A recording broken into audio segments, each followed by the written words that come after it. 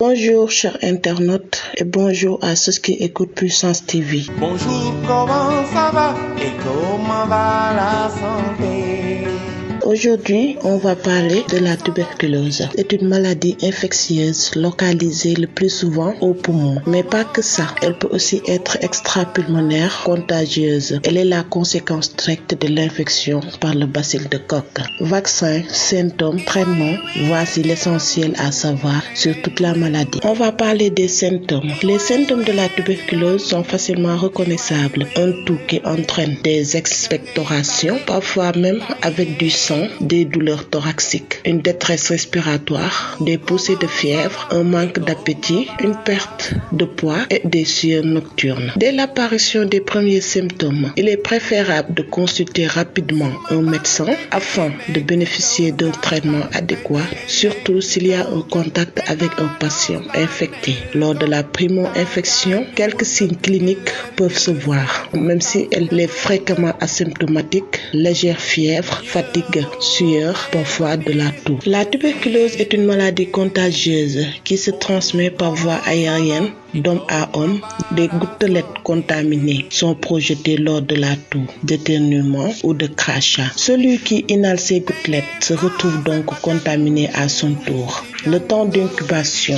La tuberculose possède 2 temps d'incubation distincts. Le premier concerne la primo-infection.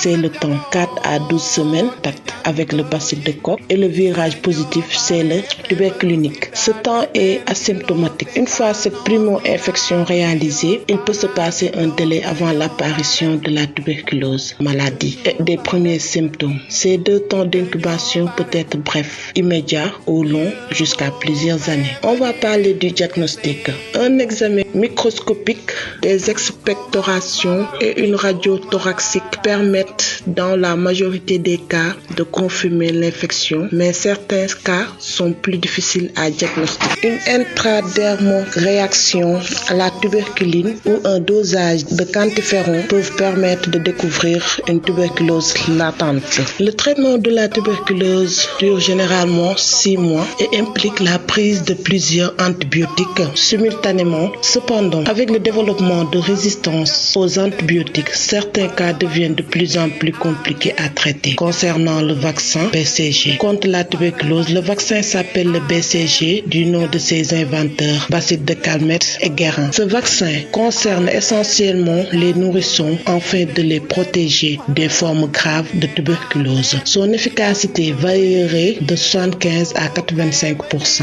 La vaccination est recommandée à partir de l'âge de 1 mois pour les enfants qui représentent un risque élevé de tuberculose et à partir de 3 mois pour les autres et jusqu'à l'âge de 15 ans. On termine par les conseils de prévention. Si vous vous rendez dans un pays où les cas de tuberculose sont nombreux, pensez à adopter une hygiène renforcée en vous lavant fréquemment les mains. Prenez soin de votre système immunitaire en mangeant et en dormant correctement et en limitant les facteurs de stress. C'est tout pour aujourd'hui, chers internautes, et merci de suivre la page santé sur la chaîne Puissance TV. Votre fierté, notre puissance.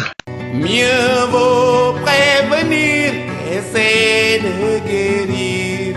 Bonjour, comment ça va et comment va la santé?